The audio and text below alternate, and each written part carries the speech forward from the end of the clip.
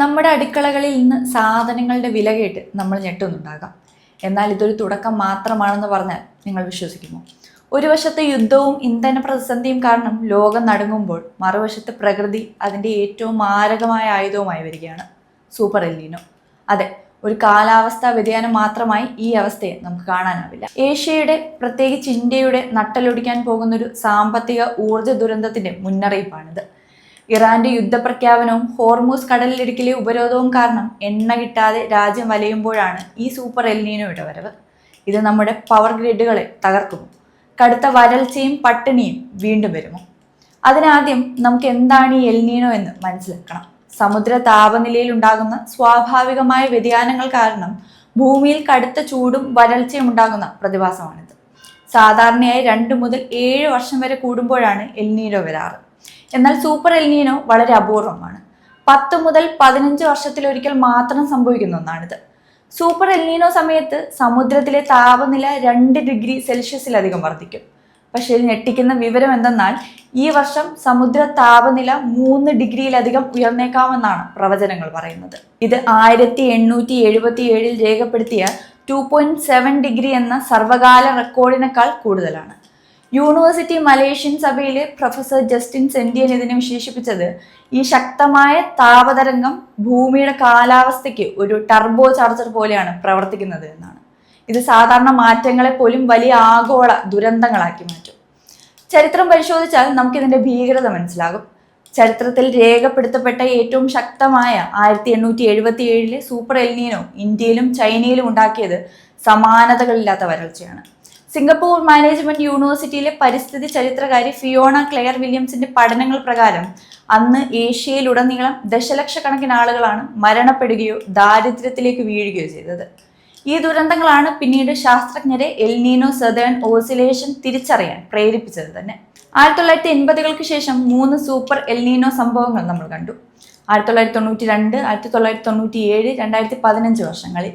ഇവയെല്ലാം വരുത്തിവെച്ച നഷ്ടം ചെറുതല്ല. ഡാർട്ട്മൗത്ത് ശാസ്ത്രജ്ഞരുടെ പഠനം അനുസരിച്ച് 1997 ഒരൊറ്റ സൂപ്പർ എൽനീനോ മാത്രം വരുത്തിയത് $5.7 ട്രില്യൺ സാമ്പത്തിക നഷ്ടമാണ്.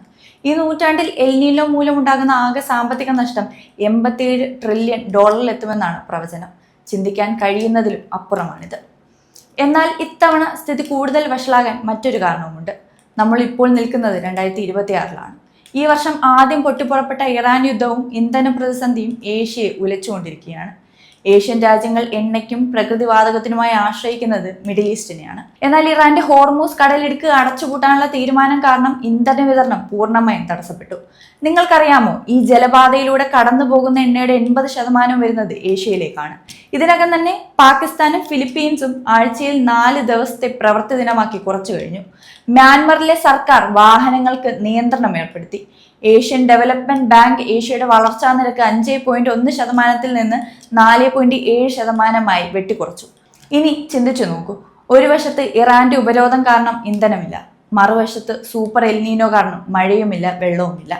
ഈ ഡബിൾ അറ്റാക്ക് ഏറ്റവും മാരകമായി ബാധിക്കാൻ പോകുന്നത് ഇന്ത്യയുടെ നട്ടെല്ലായ കാർഷിക മേഖലയാണ്. നമ്മുടെ നാട്ടിലെ ഭൂരിഭാഗം കർഷകരും ഇന്ന് കൃഷിയിടം നനയ്ക്കാൻ ആശ്രയിക്കുന്നത് ഡീസൽ പമ്പുകളെയും ഇലക്ട്രിക് മോട്ടോറുകളെയുമാണ്. എന്നാൽ ഇന്ധന പ്രതിസന്ധി കാരണം ഡീസൽ വില ആകാശത്തോളം ഉയരുമ്പോൾ ട്രാക്ടറുകളും പമ്പുകളും പ്രവർത്തിപ്പിക്കാൻ കർഷകർക്ക് കഴിയില്ല. ഇനി ഇലക്ട്രിക് മോട്ടോർ വെക്കാമെന്ന് വിചാരിച്ചാലോ? നമ്മൾ നേരത്തെ പറഞ്ഞതുപോലെ പവർ ഗ്രിഡുകൾ തകരാറിലാകുന്നതോടെ മണിക്കൂറോളം നീണ്ട പവർ കട്ടാവും രാജ്യം നേരിടുക. ചുരുക്കത്തിൽ പമ്പ് ചെയ്യാൻ ഡീസലുമില്ല, മോട്ടോർ ഓടിക്കാൻ കറണ്ടുമില്ല, മഴയുമില്ല. ഈ അവസ്ഥ ഉണ്ടാക്കാൻ പോകുന്നത് സമാനതകളില്ലാത്ത കാർഷിക തകർച്ചയായിരിക്കും. കൃഷി നശിച്ചാൽ അതിന്റെ അടുത്ത പ്രഹരം വരുന്നത് എവിടെയാണെന്നറിയാമോ? നമ്മുടെയൊക്കെ അടുക്കളയിലാണ്. ഇന്ത്യയിലെ ജനസംഖ്യയുടെ പട്ടിണി മാറ്റുന്ന നെല്ല്, ഗോതമ്പ്, പച്ചക്കറി എന്നിവയുടെ ഉൽപാദനം പകുതിയായി കുറയും.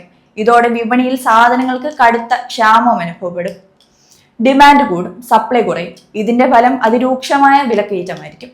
തൊട്ടതിനും പിടിച്ചതിനുമെല്ലാം വില ഇരട്ടിയാകും. അരി, പരിപ്പ്, എണ്ണ തുടങ്ങിയ അത്യാവശ്യ സാധനങ്ങൾ പോലും സാധാരണക്കാരന് വാങ്ങാൻ കഴിയാത്ത അവസ്ഥ വരും. ഒരു അന്താരാഷ്ട്ര യുദ്ധവും ആഗോള കാലാവസ്ഥാ വ്യതിയാനവും എങ്ങനെയാണ് സാധാരണക്കാരന്റെ കഞ്ഞിയിൽ മണ്ണ് വാരിയിടുന്നത് എന്നതിന്റെ നേർചിത്രമായിരിക്കും ഇത്. കൂടാതെ ഇതിന്റെ പ്രത്യാഘാതങ്ങൾ മറ്റു പല രീതിയിലും നമ്മുടെ സമ്പദ് വ്യവസ്ഥയെ ബാധിക്കും. വിളവെടുപ്പ് പൂർണ്ണമായി പരാജയപ്പെടുന്നതോടെ കർഷകർ എടുത്ത ബാങ്ക് വായ്പകൾ തിരിച്ചടയ്ക്കാൻ കഴിയാതെ വൻ കടക്കണിയിലാവും. ഇന്ത്യക്ക് സ്വന്തം ജനങ്ങൾക്ക് ഭക്ഷണം നൽകാൻ മറ്റ് രാജ്യങ്ങളിൽ നിന്ന് വൻ വില കൊടുത്ത് ധാന്യങ്ങൾ ഇറക്കുമതി ചെയ്യേണ്ടി വരും. ഇത് രാജ്യത്തിന്റെ സാമ്പത്തിക അടിത്തറയെ ഇളക്കും. ഇന്ത്യയിലെ പകുതിയിലധികം ജനങ്ങളും ഗ്രാമങ്ങളിലാണ് ജീവിക്കുന്നത്. കൃഷി തകരുന്നതോടെ അവരുടെ വാങ്ങൽ ശേഷി ഇല്ലാതെയാവും. ഇത് രാജ്യത്തിന്റെ മൊത്തം കച്ചവട മേഖലയും ബാധിക്കുകയും ചെയ്യും. ഇനി ചിന്തിച്ചു നോക്കൂ, എണ്ണയും വാതകവും കിട്ടാതെ വരുമ്പോൾ നമ്മൾ എന്തിനെ ആശ്രയിക്കും? ജലവൈദ്യുതിയെ. എന്നാൽ സൂപ്പർ എൽനീനോ കൊണ്ടുവരുന്ന കടുത്ത വരൾച്ച നദികളെയും ഡാമുകളെയും മുടക്കും.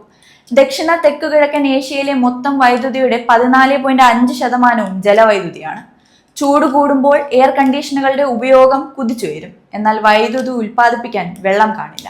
സിംഗപ്പൂരിലെ NTU പ്രൊഫസറായ സ്റ്റീവ് എം മുന്നറിയിപ്പ് നൽകുന്നത് കടുത്ത ചൂടിൽ നഗരങ്ങളിലെ പവർ ഗ്രിഡുകൾ പൂർണ്ണമായി തകരാറിലാകാൻ സാധ്യതയുണ്ടെന്നാണ്. ഇത് പവർ ഗ്രിഡുകളിൽ മാത്രം ഒതുങ്ങുന്നില്ല. നിങ്ങളുടെ കയ്യിലെ മൊബൈൽ ഫോൺ, കാറുകൾ എന്നിവയ്ക്ക് ആവശ്യമായ സെമി കണ്ടക്ടറുകൾ എന്നുവേണ്ട വ്യവസായത്തിനും വസ്ത്രനിർമ്മാണത്തിനും വലിയ അളവിൽ വെള്ളം ആവശ്യമാണ്. വെള്ളമില്ലാതെ ഈ ഫാക്ടറികൾ അടച്ചുപൂട്ടേണ്ടി വരും. ഇത് ദശലക്ഷക്കണക്കിന് ആളുകളുടെ ജോലി ഇല്ലാതെയാക്കും. ഉദാഹരണത്തിന്, ഇന്തോനേഷ്യയുടെ GDPയുടെ 2.6%, 7 ദശലക്ഷം തൊഴിലവസരങ്ങൾ നൽകുന്ന മത്സ്യബന്ധന മേഖലയെ ഇത് തകർത്തു തരിപ്പണമാക്കും. ഏറ്റവും ഭയപ്പെടുത്തുന്ന കാര്യം പ്രൊഫസർ ജസ്റ്റിൻ സെന്റിയൻ പറഞ്ഞതാണ്. കാലാവസ്ഥാ വ്യതിയാനം കാരണം വരും നൂറ്റാണ്ടിൽ ഇത്തരം സൂപ്പർ എൽനീനോ ആവൃത്തി ഇരട്ടിയായേക്കാം. ഹരിതഗൃഹ പ്രവാഹം മൂലം സമുദ്രോപരിതലത്തിൽ വേഗത്തിൽ ചൂടാകുന്നത് ഈ ദുരന്തത്തിന്റെ വേഗത കൂട്ടുന്നു. യുദ്ധവും നയതന്ത്ര പ്രതിസന്ധികളും കാരണം വിറങ്ങലിച്ചു നിൽക്കുന്ന ഇന്ത്യയും മറ്റ് ഏഷ്യൻ രാജ്യങ്ങളും ഈ പ്രകൃതി ദുരന്തത്തെ കൂടി എങ്ങനെ നേരിടുമെന്ന് വലിയൊരു ചോദ്യചിഹ്നമാണ്. വിലക്കയറ്റവും പവർക്കട്ടും മാത്രമല്ല, നമ്മുടെ നിലനിൽപ്പ് തന്നെ അപകടത്തിലാക്കി മാറ്റുന്ന ഒന്നായി മാറുകയാണ് ഈ സൂപ്പർ എൽനീനോ.